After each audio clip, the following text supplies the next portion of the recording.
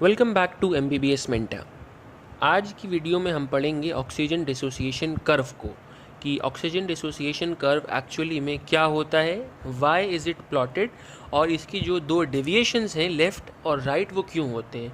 दो it is a very simple topic जो हम जूनियर क्लासेस से कंटिन्यूसली पढ़ते आ रहे हैं, मगर एग्जैक्ट हमें इसकी इफ़ेक्ट्स क्लियर नहीं थे, वो इस वीडियो में मैंने क्लियर करने की कोशिश की है।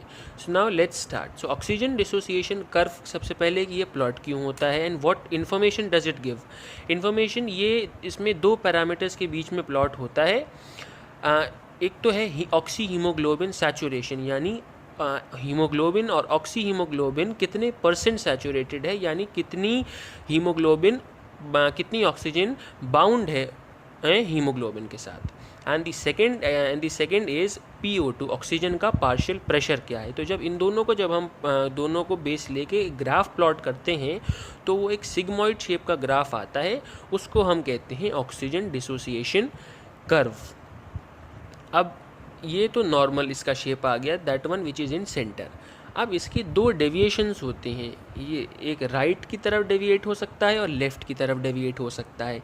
तो अब हमें पढ़ना है कि ये राइट और लेफ़्ट शिफ्ट क्यों होते हैं। First of all we know कि नॉर्मल ब्लड pH इज़ 7.4। हमारे ब्लड का जो नॉर्मल pH है that is 7.4। Now first we'll study about the right shift. Right shift oxygen dissociation curve right shift कब होता है।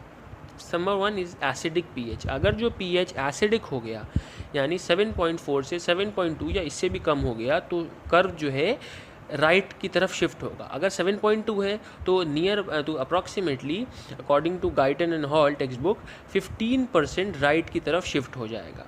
इसके इफ़ेक्ट्स क्या होंगे। राइट शिफ्ट में क्या होगा, ऑक्सीजन एफिनिटी जो है वो कम हो जाएगी। हीमोग्लोबिन की ऑक्सीजन के लिए एफिनिटी कम हो जाएगी। जब कम होगी तो ऑफकोर्स ऑक्सीजन रिमूवल जो है हीमोग्लोबिन से वो आसान हो जाएगा।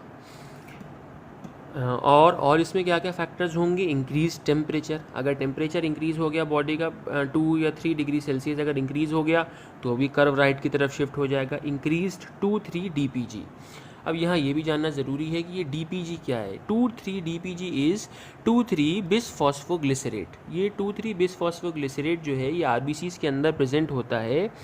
और इसका काम क्या है, काम इसका बस अभी यहाँ ये जानना काफ़ी है कि it helps in the stabilising of oxygen affinity for haemoglobin. Haemoglobin के लिए ऑक्सीजन एफिनिटी को स्टेबलाइज करता है ये 2,3 DPG। इसका बस यही काम है। तो क्या क्या होगा, टेम्परेचर इंक्रीज़ हो जाएगा। इंक्रीज टेम्परेचर की वजह से ये होगा, इंक्रीज 2,3 DPG की वजह से होगा। Increase H+ ion concentration increase हो जाएगा, उसकी वजह से राइट शिफ्ट होगा। और डिक्रीज pH, जाहिर सी बात है अगर H+ आयन कंसनट्रेशन बढ़ जाएगा तो pH तो कम होगा ही, एसिडिक हो जाएगा। और क्या होगा, PCO2 increase in partial pressure of CO2। Partial pressure CO2 का अगर पार्शियल प्रेशर इंक्रीज़ हो जाएगा तो भी कर्व जो है राइट की तरफ शिफ्ट हो जाएगा। दिस वन, ये राइट की तरफ शिफ्ट हो गया। Now coming to the leftward shift, की लेफ्ट में शिफ्ट कब होगा। नॉर्मल pH आपका 7.4 था, अब बेसिक pH हो गया आपका 7.6। अगर 7.6 pH हो गया है या उससे ज़्यादा हो गया है तो कर्व जो है वो लेफ़्ट की तरफ शिफ्ट हो जाएगा। इसके इफ़ेक्ट्स क्या होंगे, ऑक्सीजन एफिनिटी ऑफ हीमोग्लोबिन बढ़ जाएगी, यानी हीमोग्लोबिन की एफिनिटी जो है ऑक्सीजन के लिए वो बढ़ जाएगी। और जब एफिनिटी बढ़ जाएगी तो उसका रिमूव करना वहाँ से बहुत मुश्किल हो जाएगा। तो और क्या क्या फैक्टर्स हैं जो प्रमोट करते हैं लेफ्टवर्ड शिफ्ट को।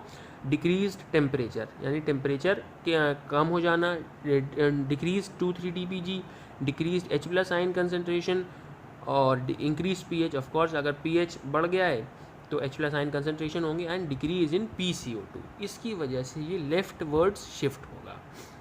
Now there is a question. अब ये क्वेश्चन है कि जिसका जवाब आपको देना है कि एक्सरसाइज के केस में क्या होगा। एक्सरसाइज के केस में राइट शिफ्ट होगा या लेफ़्ट शिफ्ट होगा। तो एक्सरसाइज के केस में इसका आंसर आपको कमेंट सेक्शन में बताना है हमें। अब मैं बता देता हूँ कि एक्सरसाइज के केस में कर्व जो है वो राइट शिफ्ट होगा। क्यों राइट में शिफ्ट में क्या होगा, ऑक्सीजन एफिनिटी जो है वो कम हो रही है और ऑक्सीजन रिमूवल आसानी से हो रहा है। यानी ऑक्सीजन रिमूवल आसानी से हो रहा है तो ज़्यादा ऑक्सीजन मिल रही है बॉडी के सेल्स, टिश्यूज़ और ऑर्गन्स को, और वही नीडेड है।